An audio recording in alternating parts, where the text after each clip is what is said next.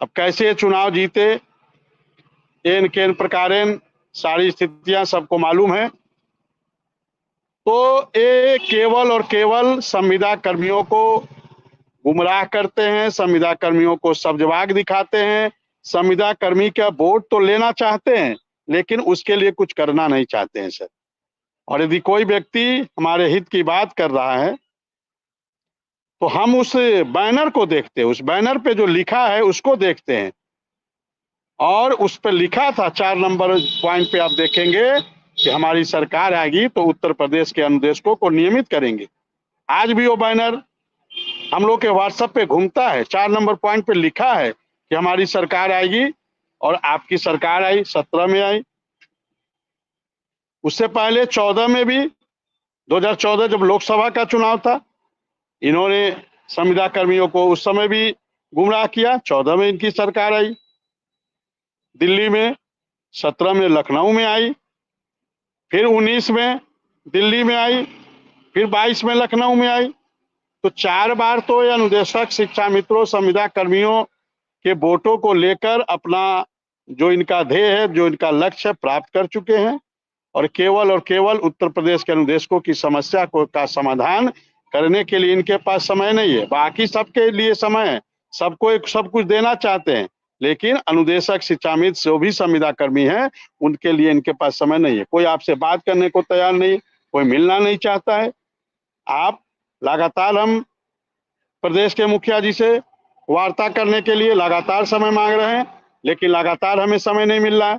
अब बताइए, एक संगठन के प्रदेश अध्यक्ष को यदि नमस्कार साथियों, स्वागत है आप सभी का आज के इस नई वीडियो में। ये वीडियो आप सभी शिक्षा मित्र साथियों के लिए बेहद ही महत्वपूर्ण होने वाली है। वर्तमान की कुछ खबरें, हाल ही के अंदर का चल रहा कुछ ऐसा प्रकरण जिनको देखने के बाद समायोजन के दृष्टिगत सब कुछ क्लियर होने वाला है। इन सारी बातों को आपके मध्य में साझा करेंगे। सभी साथियों से एक विशेष अनुरोध है, वीडियो को आप पूरा देखें। चैनल को अभी तक आपने सब्सक्राइब नहीं किया है तो इसे सब्सक्राइब भी कर लें। अब चलते हैं अपडेट पर। मुख्यमंत्री, इस प्रदेश के मुखिया के द्वारा समय ना मिलता हो तो आप इससे अंदाजा लगा सकते हैं कि किस प्रकार की शोषण है, किस प्रकार की पराकाष्ठा है। हम लोग के बीच में आदरणीय सुरेंद्र दुबे सर आए हैं, सर को सादर नमस्कार। तो वही बातें हैं सर, आप समझ सकते हैं इससे कितना अनुदेशक। हम लोग प्रणाम करते हैं, उनका स्वागत है और अभिनंदन है। जी विक्रम सिंह जी। तो किस प्रकार से अनुदेशकों को गुमराह करके लगातार उनके वोट से सरकार बनाया गया। लेकिन अब उत्तर प्रदेश का अनुदेशक जाग चुका है, वो समझ चुका है कि कौन हमारे हित की बात कर रहा है, और जो उसके हित की बात कर रहा है उत्तर प्रदेश का अनुदेशक भी उसके हित की बात करेगा, और बिल्कुल करना चाहिए। जो हमारे लिए 2 कदम चलेगा, हम उसके लिए 10 कदम चलेंगे, और बिल्कुल चलना चाहिए। क्योंकि अब किसी के गुमराह में, किसी के सब्जबाग दिखाने से उत्तर प्रदेश का अनुदेशक या उत्तर प्रदेश का संविदा कर्मी या उत्तर प्रदेश का शिक्षा मित्र इसमें फंसने वाला नहीं है। वो केवल और केवल जो इसके हित की बात करेगा उसके साथ वो जाएगा, उसके साथ उसका सपोर्ट करेगा, उसके लिए वो कार्य करना करेगा। जी सर। सीधा हम सुरेंद्र सर की तरफ रुख करेंगे। सुरेंद्र सर, राहुल गांधी ने एक बड़ा ऐलान कर दिया कि पूरे देश में संविदा कर्मियों को हम नियमित कर देंगे, पूरे देश में संविदा का पद समाप्त कर देंगे, कोई भी कॉन्ट्रैक्ट बेस भर्ती नहीं होगी, जो भी भर्तियां होंगी नियमित होंगी। और इस ऐलान से उन लाखों संविदा कर्मियों, जो खास करके उत्तर प्रदेश में सबसे ज्यादा है क्योंकि देश का सबसे बड़ा सूबा माना जाता है, ऐसे में क्या बीजेपी फंस गई?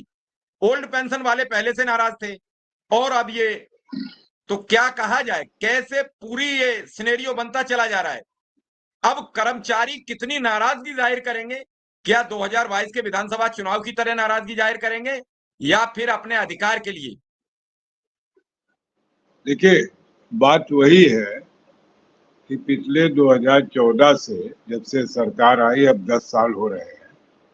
इन्होंने 14 में बीजेपी को देखा, 17 में देखा, 22 में देखा, अब 24 आ गई। तो आदमी एक बार अगर गलती करते हैं तो उसे कहा जाता है कि इससे गलती हो गई।